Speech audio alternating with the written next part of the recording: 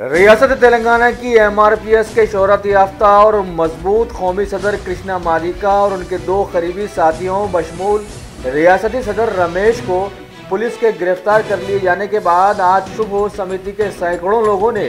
Police जुल्म के खिलाफ आवाज़ उठाते हुए समिति के कायदीन को रिहा करने का मुतालबा किया और ज़बरदस्त एहतजाजी धरना मुनज़्ज़म किया, जिसकी वजह से आज सारी ओल्ड सिटी पुलिस छावनी में तब्दील कर दी गई। वाज़ेह हो कि बहुत अरसे से कांग्रेस ने कई बार हुकूमत पर इल्ज़ाम लगाया है कि रियासत में TRS की नहीं बल्कि पुलिस की हुकूमत चल रही है।